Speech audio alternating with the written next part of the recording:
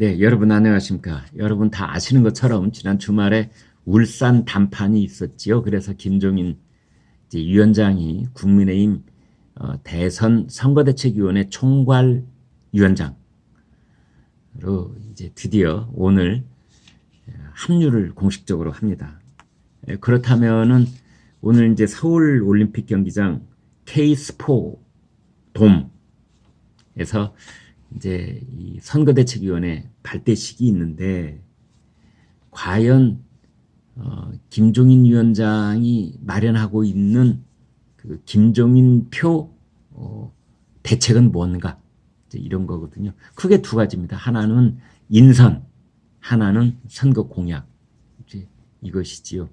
김종인이 머릿속에 구상하고 있는 선거 공약은 무엇일까? 지난번에 이제 경제민주화 이것으로 박근혜 대통령을 탄생시켰다. 본인은 그렇게 생각하고 있습니다. 그래서 경제민주화하고 경제 철학을 바탕을 같이 하는 그 모든 것에 대해서 이제 김종인 위원장은 자기가 저작권을 갖고 있다. 자타가 공인하는 저작권이 김종인 위원장에게 있다. 그런 얘기가 많지 않습니까? 이번에도 그 뿌리가 같은 어떤 공약이 나오지 않을까. 그리고 이 코로나 문제에 대해서 특히 이제 김종인 위원장이 구상하고 있었던 그 어떤 신의 한 수, 이것이 나올 것으로 사람들은 기대를 하고 있는데 그에 앞서서 그 김종인 위원장이 김종인 사단이라고 할 수 있는 사람들을 누구를 데리고 올까 이런 얘기거든요. 첫 번째로 꼽히는 사람이 금태섭 전 민주당 의원 첫 손꼽히고 있습니다. 제3지대 얘기를 하면서 김종인 위원장하고 금태섭 전 의원은 이제 긴밀한 협력 관계에 있다는 것은 누구나 다 알고 있지요. 그런데 이제 전체적인 이 틀에서 본다면 아마 김종인 위원장이 기존의 선거대책위원회는 싹 무시를 하고 새로운 기구를 만들 가능성이 매우 높습니다.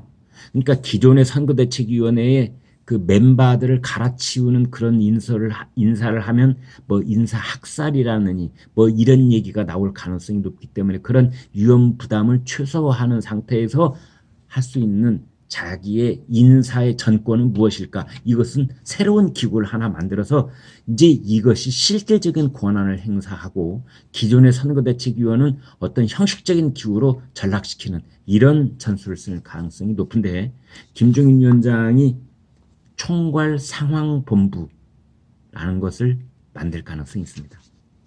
그래서 김종인 총괄 선대위원장 바로 밑에 총괄 상황본부를 만들어서 그것이 모든 업무를 직접적으로 통제하고 관할하도록 이제 이렇게 하고 그렇다면 총괄 상황본부장은 누구냐?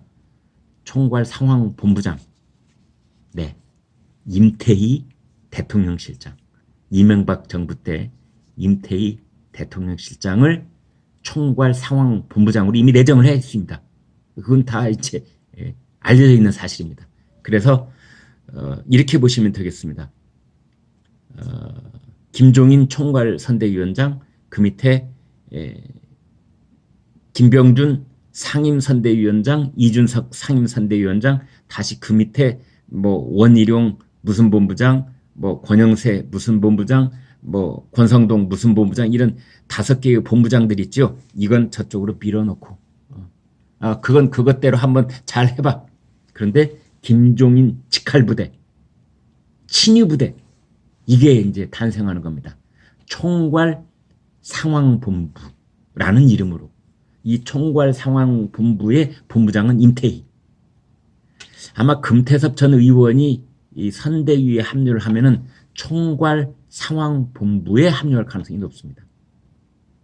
그 다음에 거론되고 있는 사람들이 뭐 윤희숙 전 의원이라든지 권경애 변호사라든지 김경률 회계사 이런 사람들 얘기가 지금 입에 오르내리고 있는데요.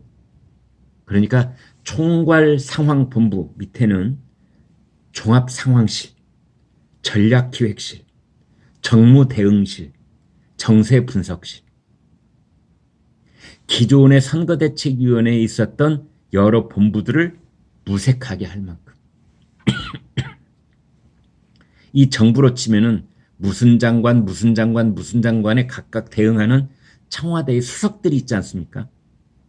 이제 그 비슷한 구조로 보면 될 것 같습니다. 선거대책위원회는 무슨 본부장, 무슨 본부장, 무슨 본부장 5개의 본부장이 있고 그 위에 공동선대위원장들이 있고 그 위에 이제 뭐 상임선대위원장이 있고 그 위에 총괄선대위원장 이런 기존의 기구는 있는데 그건 그것대로 놔두고 대신에 김종인의 직속 부대, 직할부대 이걸 종합상황본부라는 걸 만들어서 그 밑에 종합상황실이요, 전략기획실이요, 정무대응실이요, 정세분석실 이런 걸 만들어서 김종인 실질적 권한, 정권 행사는 이 종합상황본부를 통해서 한다.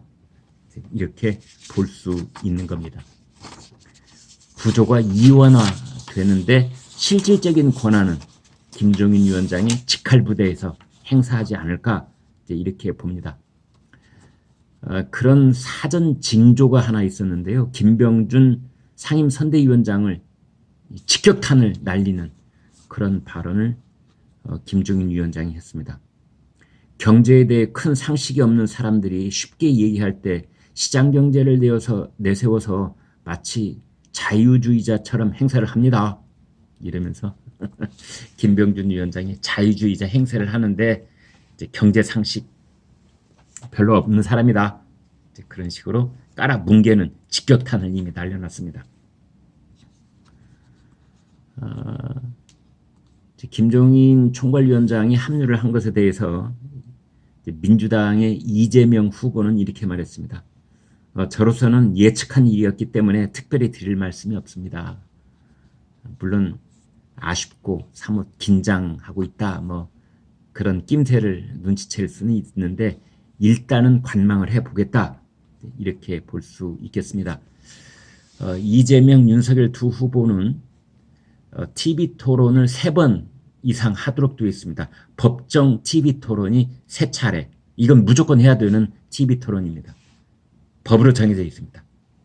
그런데 이재명은 윤석열에 비해서 자신 있는 것 중에 하나가 TV토론이다 이렇게 되어 있는데 그 TV토론을 김종인 위원장이 이제 코치를 하면은 감독을 하면은 윤석열이라는 선수보다는 그 뒤에 있는 코치와 감독이 훨씬 더 두려운 상대다. 이러한 생각을 이재명 후보는 하고 있는 것 같습니다. 네, 김종인의 직할부대 총괄 상황본부 어떤 기능을 하게 될지 한번 지켜보도록 하겠습니다. 구독, 좋아요 부탁드리겠습니다. 고맙습니다.